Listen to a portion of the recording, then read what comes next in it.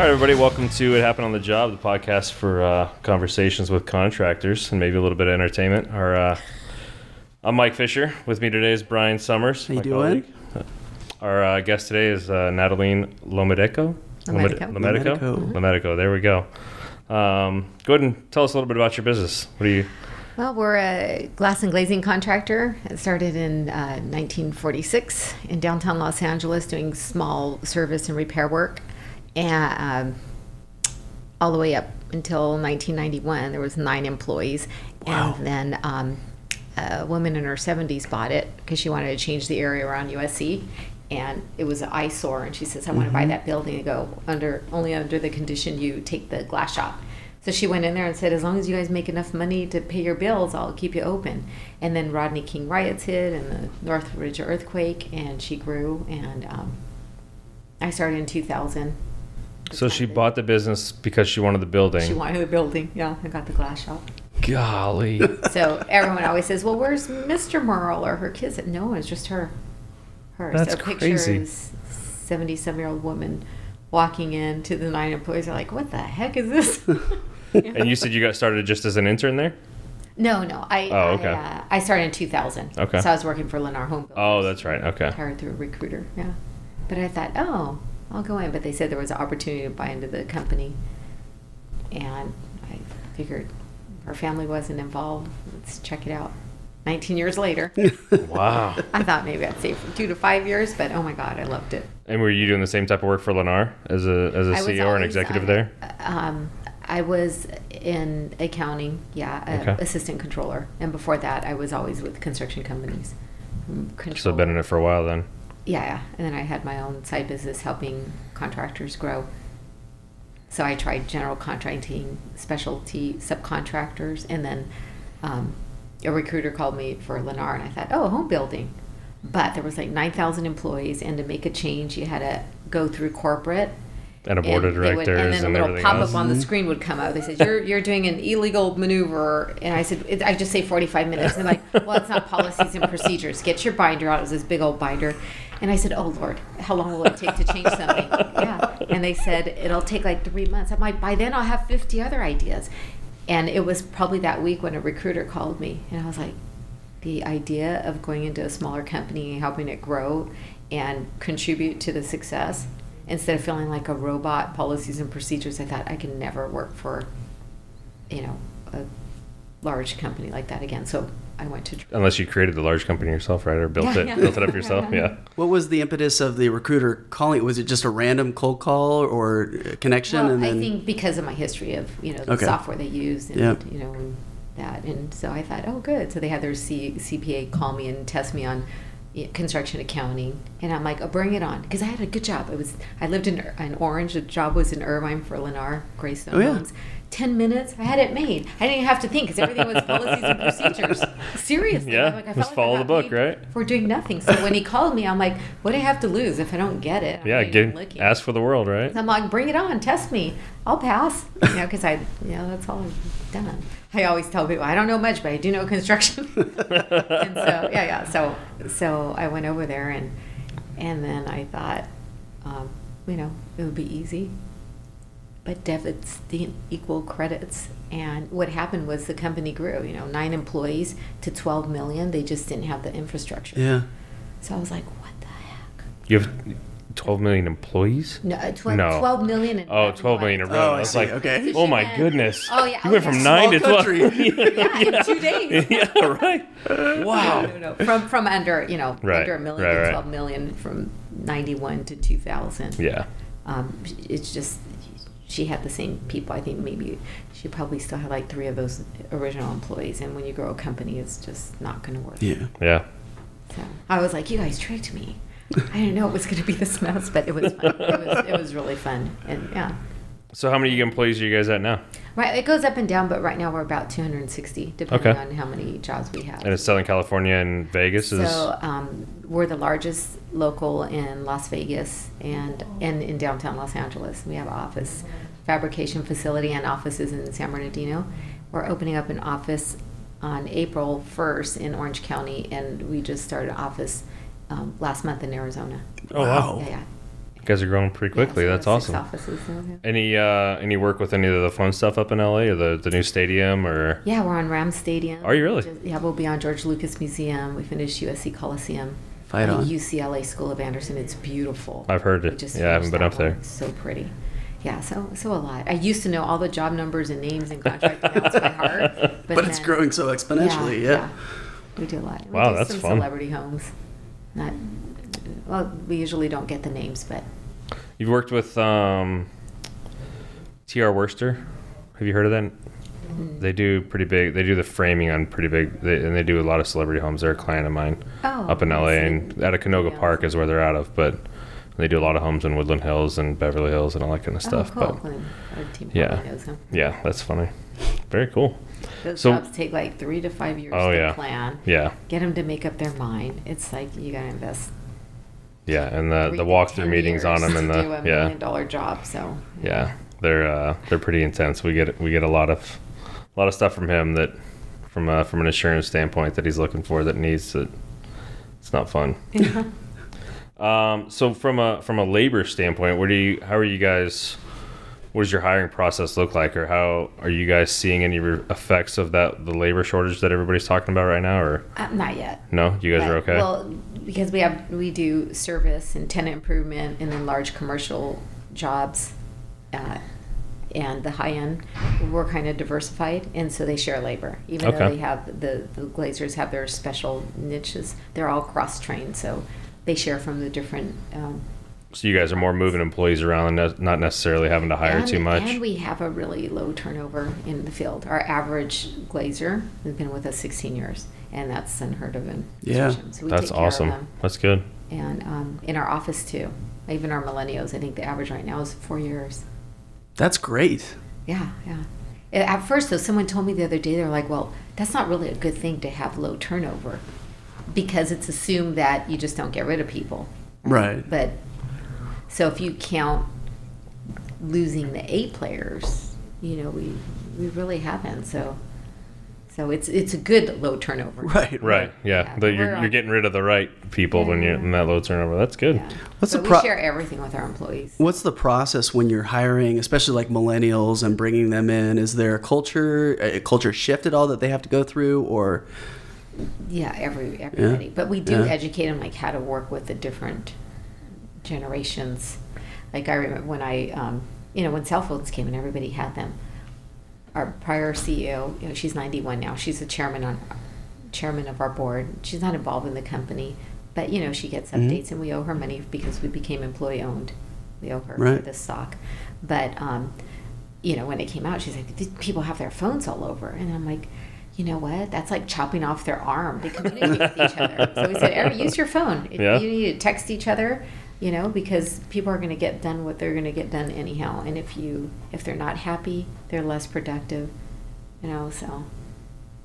Yeah, no, it makes sense. I mean, you got to adapt with the times. You guys using that kind of technology out on the job too with your foreman and your employees and your glazers and that kind of stuff. Yeah, I think for our industry, we've been in the cloud for a long time. Oh, really? Yeah. That's good.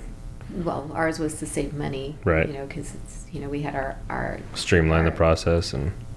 VP of IT in Vegas, and he'd go back and forth, and then so we thought, hey, they can manage it. We still have IT, you still need it, but in the cloud. So I thought this is great until I was on a cruise with my family. I'm like, oh shoot, this is way too tempting because I was working in the middle of the ocean, the Caribbean. Yeah, so I love it, but paying the $50 a day for the Wi-Fi access. Did you see the movie RV with Robin Williams?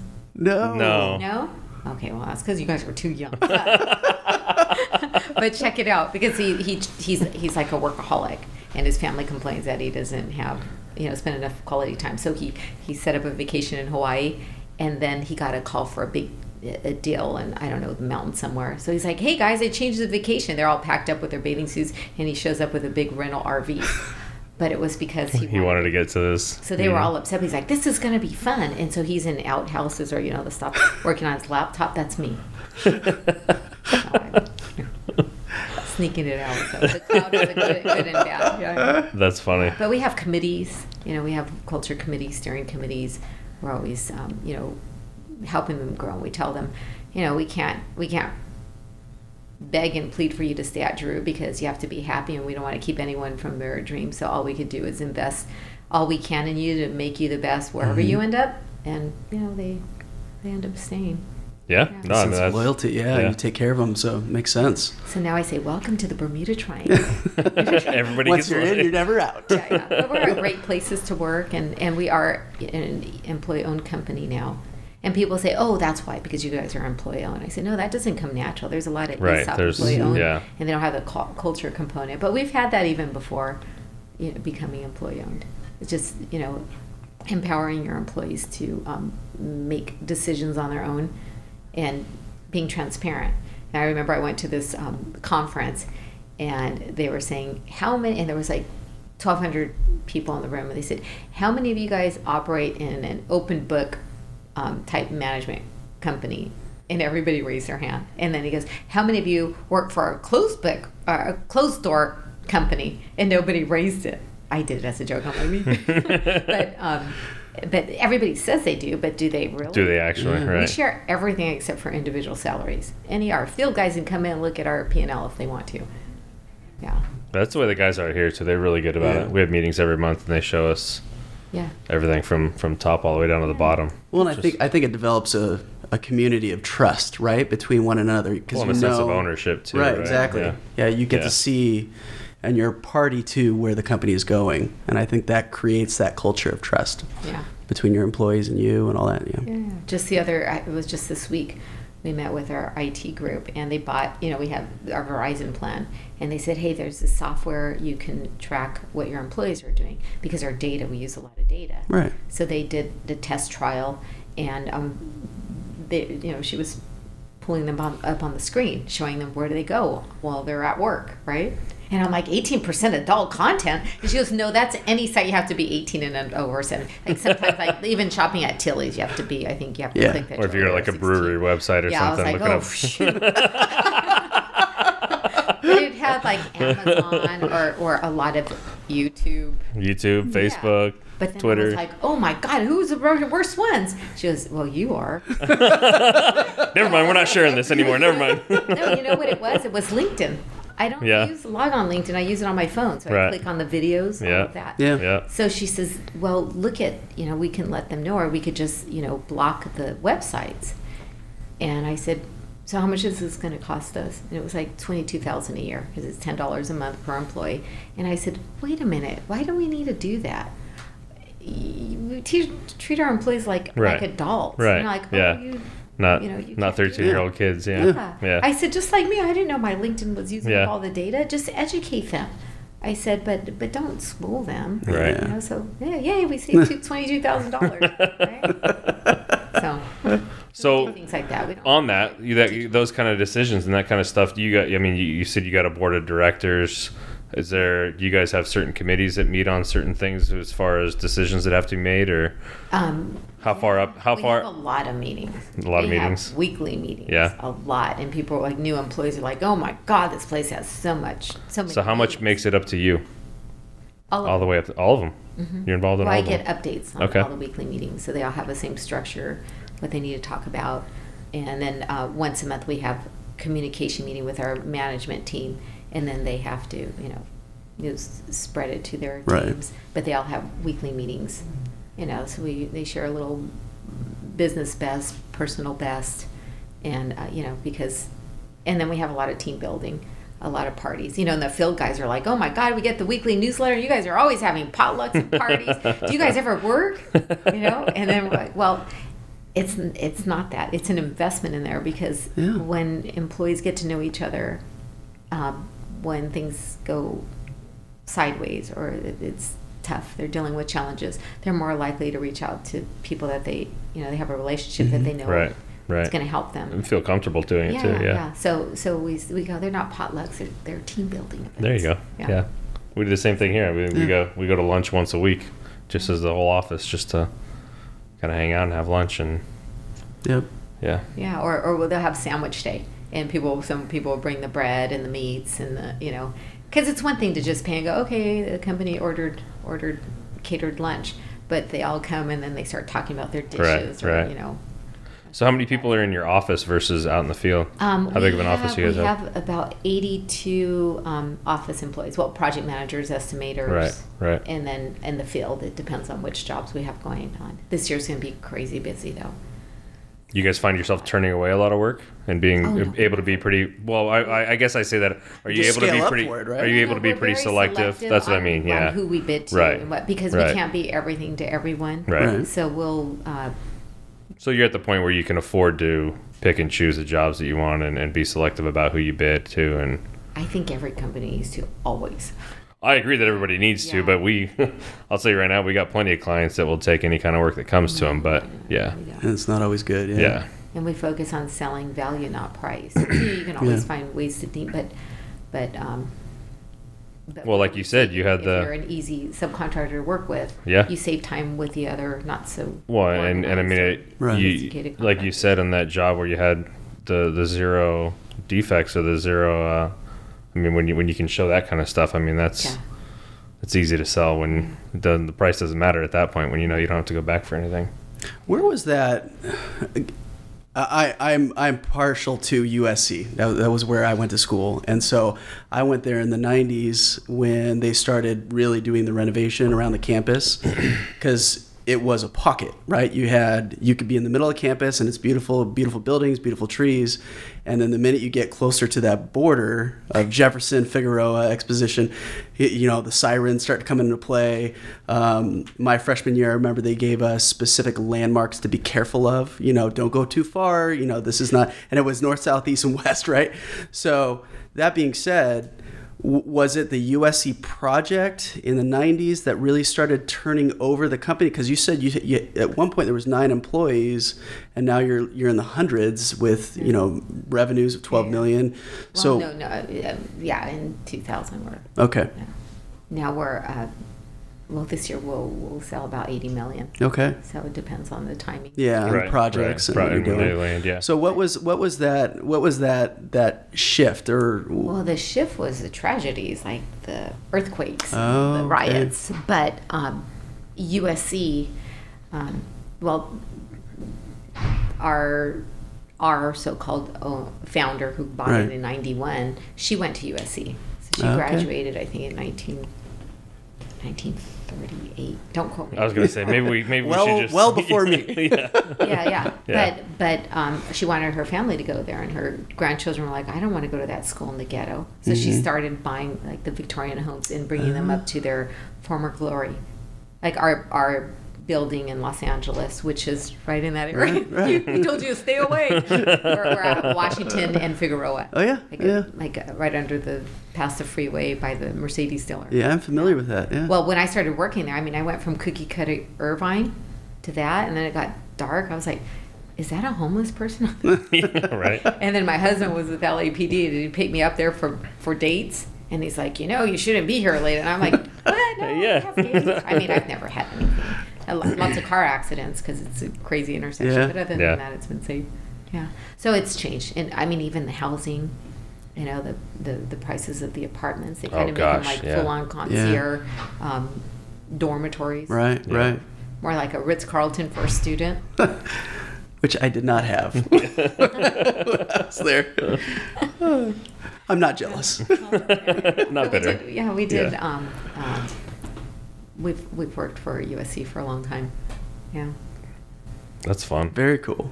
So in your day-to-day, are there any big objections or big hurdles or something what's kind of the most challenging piece for you guys? Every single day. Except single day. This is this is the easy part, right? No traffic. You had no traffic? Like? You had no traffic? Yeah. I feel like every time I go south. Yeah, I guess. Yeah, it depends. After this, I'll go back to the office. So who knows what awaits. Right. We have a board meeting next week, so we'll deal with that. But people issues, not people issues. You talk to the people so that they don't become issues. Right. And keep in communication. Going around making sure everyone's updates. From an employee standpoint, or like the people that you're working with? Both. Everybody. See all the above. Going to job sites, yeah. But also, I would say, gosh, the industry's changed so much. There's different types of challenges through the years, like you have people that have been in the industry 2 years and they're running large jobs, and that's who you have to deal with. Yeah. Right? So you're helping to educate them, and then they have a high turnover, and then you have a new one. So you submit all your change orders, and like, we don't have anything. That guy's not here. Can you resubmit it? Just a lot of that, and then contract terms after the recession and things happening in the industry. The contract terms have stiffened up, and so negotiating them. I'm assuming you guys have attorneys that you got in-house that handle that stuff for you? No, we don't. We use attorneys, Right. but we have an in-house. She's been doing it for over 20 years. Yeah. But we negotiate it. But a lot is, how they treat you when something goes wrong. Sideways, yeah. Right. But it's hard to understand they're trying to protect themselves, but we're trying to protect ourselves so we can stay strong enough to be there for your next job. Right. So it's a lot of, building trust and negotiating contracts, things like that. Or there's a contractor that we've done work with in Las Vegas for 20 years, and they're working on a very large project that's been in the works for 10 years.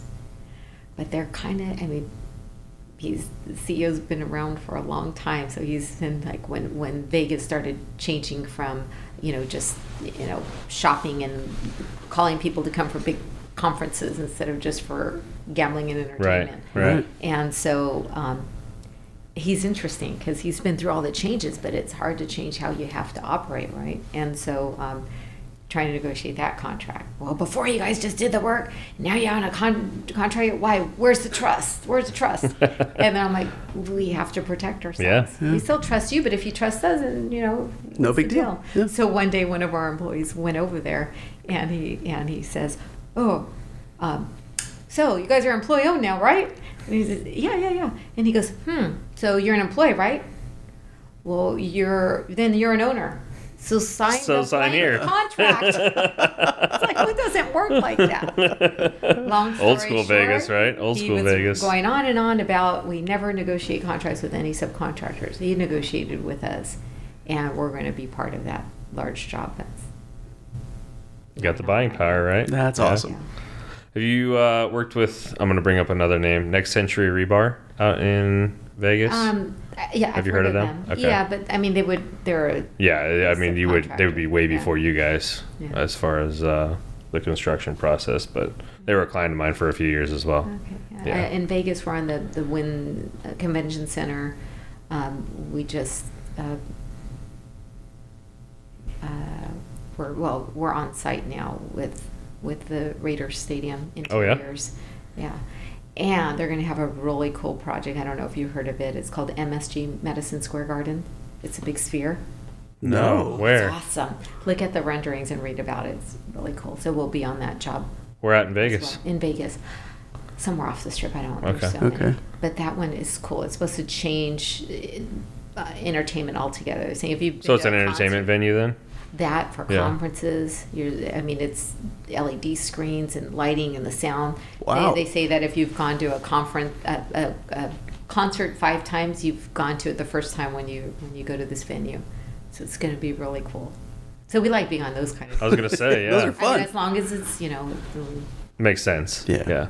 Yeah. Very cool. Yeah. So I know we're at the kind of the story portion now. I know we've heard quite a few. Is there anything else you got for us, or anything fun that you're? Well, we talked about the Vegas one, but what's the coolest job I guess you've done in Vegas? The one that you're most proud of? Oh, all of them. Of course. Well, there's got to be They're all one. like your babies, There's got to be one that you got to be like, wow, we did. What's your favorite child? Vegas? Yeah. Well, just because it's, maybe it's here in LA, but I feel like Vegas is so showy and flashy that there's got to be something that. Gosh, that's hard. Well, the one that was the most meaningful was a little tiny job that we did for free. And that was when they had the shooting in Mandalay Bay. Okay. Oh, yeah. Did you guys replace the glass on the 23rd floor? We never marketed or anything, but we just saw on the news and we just called, because they have to get 3 bids and time. And we thought, God, they don't want to have to deal with this. So we just called MGM and said, we'll go do that for you. That's awesome. Wow. And the best part of it is it meant so much to our employees. Being able to do that. Vegas strong and Yeah. Yeah, that's really cool. Yeah, and we really, I mean, we just wanted to help, you know. Yeah. So say we do a lot of, well, we try to do community outreach development and stuff. things Yeah, that mean something to our communities and our employees. You know. So, well, but that one was just off the top. We heard it, and the next day I just called our COO in Vegas. I said, "Why don't you reach out and see if they want us to go in there? They're getting so much attention. At least they don't have to deal with that." Right. One less thing to take off their plate. Yeah. That's cool. That's really cool. Yeah. So because I mean our employees in Vegas knew people there. Mm-hmm. Yeah, I'm sure. Hurt. And so to get their mind off of it and feel like they're doing something was special. Yeah. That's very cool. Yeah. That's very cool. There was a skywalk, the Grand Canyon. Really? The glass bridge over the skywalk. But that was Arizona. But that's how we got it. How long did that take to do? I'd imagine the logistics Well, you know, behind. it was funny. My mom, because I was always like, you know, I quickly fell in love with Giroux because I was always in construction, but to actually see the beauty Right, of be the able to work, see, yeah. I mean, if you're in like piping, it's like, where did my job go? All my job's hidden. Yeah. Or electrical, or Yeah. But glass, Yeah. architectural metal, I'm like, wow, this is awesome. So I'd always, oh my gosh, look at this. And I tell my mom, Giroux does the most challenging and complex. She goes, yeah, right. So she saw the rendering of the skywalk and she sent it to me. She goes, but can Giroux do that? And I was like, that's not real. I go, but if it was, yes, we could. And sure enough, it was real and it was going on. And they had their selected glazing contractor, but things went sideways. And so they called us. And so it How just ironic. happened. It was the same week my mom was going, like, can you do that? And so then we got the call. I called her back. I go, guess what? We're doing that. Yeah. I saw that on your website, that case study. Yeah, it was beautiful. Huh? Oh, no, thank you. Very beautiful. It, my first thought was, as a worker, how do you make it so that they're not going to fall off? Because it's right on the edge, right? Well, they were bungee harnesses and threw body. them out. Yeah. So when you bounce back up, You come right back up. actually, You won't die. No, actually, it was done on the ground, and then when it was completed, they pushed it out. But even that, the roads were horrible. I mean, they've paved the roads since, so we had these glass trucks and tremendous wind. Oh, wow, and yeah. sandstorms. Oh, those glass trucks with those big pieces of glass, I'm sure, are like sailboats out there. And freezing cold, and How long did it sizzling take? hot. Gosh, if I I was going to say you probably went through a couple different seasons, right? Yeah, You went from and we've hot to gone cold. out there and tweaked things. Yeah. Gosh, it was over 10 years ago. I think it was like 11 years ago. Wow. So let me think hard. Actually, maybe 6 months of back and forth, but scheduling it when the deliveries were there, and it's super heavy glass. But it was just the conditions was a challenging part. And then from our office, it was still like an hour and a half drive back and forth, and yeah. Wow. So in our offices, we have "Impossible is Nothing." We have that picture with our superintendent because he passed away, shortly after that. Well, like a year after that job. But he used to always say, "Impossible is nothing." I think he got it from Nike, but he would always say that. That's cool. So, yeah. Very cool. Well, I mean, that's pretty much all we got. Yeah. Unless you got anything else, we appreciate you being here. Oh, I always have things, but We'll let you try and get back to LA in some sort of. Get ready for your board meeting. Yeah. Well, I could add something about all of the talk about women in construction. Yeah, Yes, for sure, please. please. Huh? Yes. Well, no. Honestly, my friends my best friend tells me you're like a man squeezing a little woman's body, because the industry, it's all I've known, and so I've always just been used to working with all the men. And then when I became CEO 5 years ago, they started asking me to talk, and like, it's what's going on. I'm like, I don't know. I just come and do my job, Right. Because I kind of felt more comfortable with groups of men than the women, because I just wasn't in an industry that had a lot of women, right? But I just tell them, don't focus on your gender. Yeah, just go do the in there job. and prove yourself. Yeah.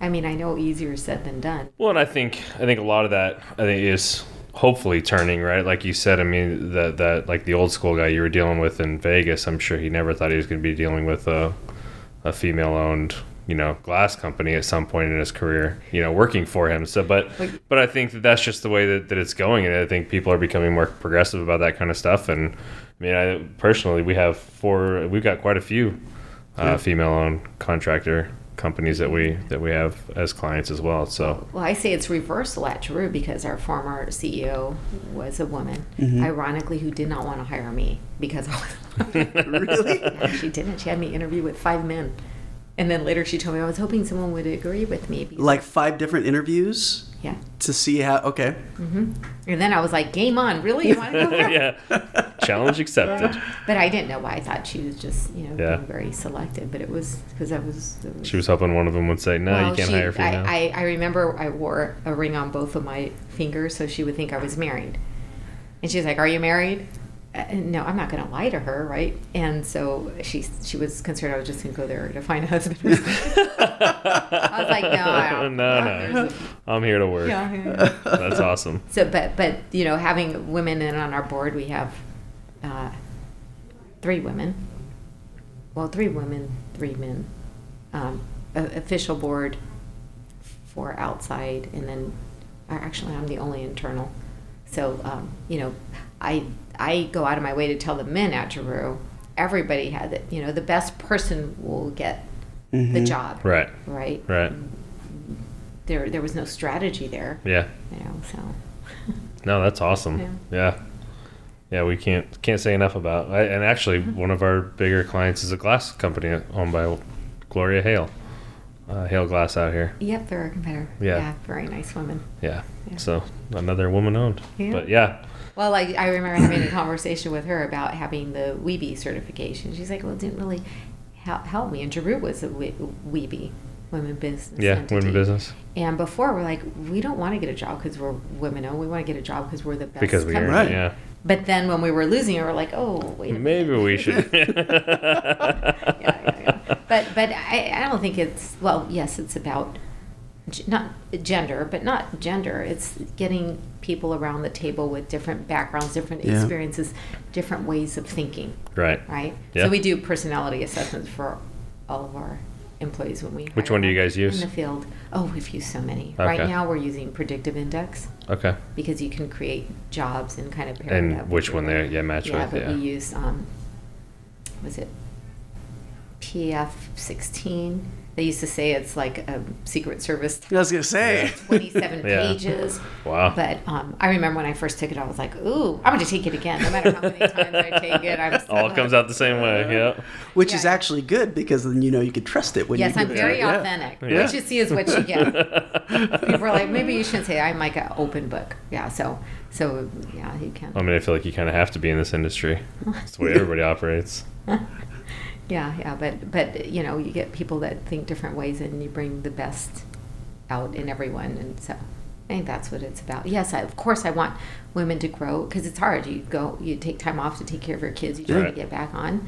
I went through that. I try to balance it so that I wouldn't lose my experience. Yeah. It was hard. I look back now and go, if I could change it.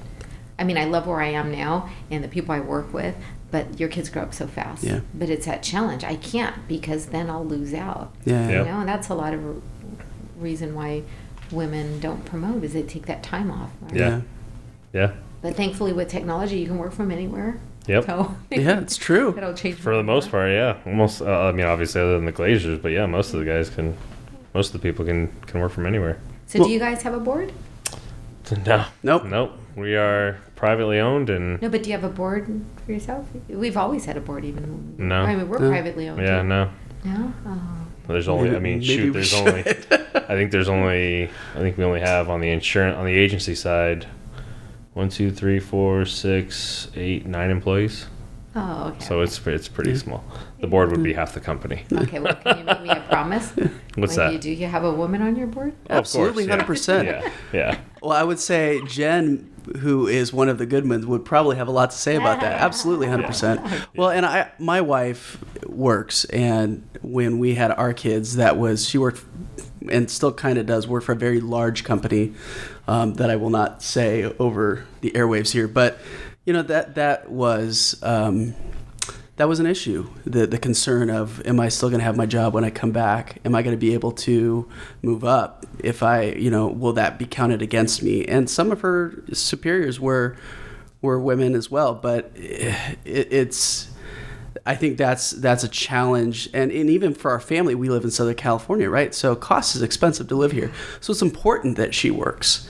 So I completely understand that. I'm wondering, like, kind of like going back on my original question when I asked about maybe what was that thing that kind of pushed you past, from just being here to here. I that sounds like a huge reason why, because you're going out to the best candidate as opposed to the best man, in a predominantly men in the industry.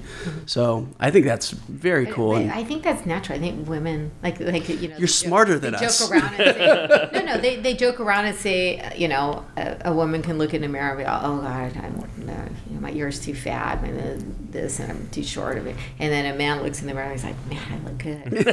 And so women, or when you go for interviews, men will say, I can do the job, even if they only know a small part. And women, if we don't know every single thing, will say that we don't. Right? Yeah. But I was blessed to have a father with only 3 daughters, no sons. And he told us we could do whatever we want. And then my mother would say, fake it till you make it. Just get the job and then figure out how to do it. Right? And I could tell you, I don't think myself or either of my sisters have ever not gotten a job. Ever. That's awesome.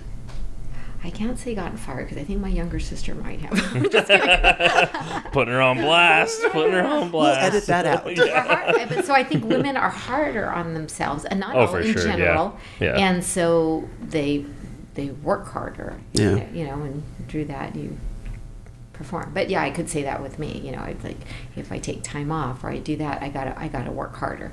Especially when I joined the company, having to go through 5 interviews with men.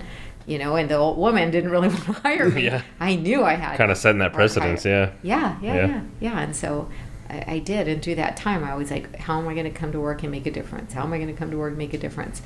And I don't know. I was like that when I got my first job. If I'm going to be at work instead of enjoying my time with friends and family, I might as well give it my all. So it really didn't matter where I work. It wasn't because of this company. Right. But I think if you find that grit in someone, whether they're a man or a woman, you're going to get something special. Yeah. Or I talk to people because, there's a shortage in construction. They just don't want to get in the industry. And so recently I was talking to an employee that was saying, I think maybe I'll take some time off and really make sure this is what I want to do the rest of my life. And of course, I don't want to lose this person. But I said, life's short. You got to do what you love. I said, all I ask of you, though, is to take a step back and think about what makes you happy. Like, what do you want to get out of wherever you work? Right.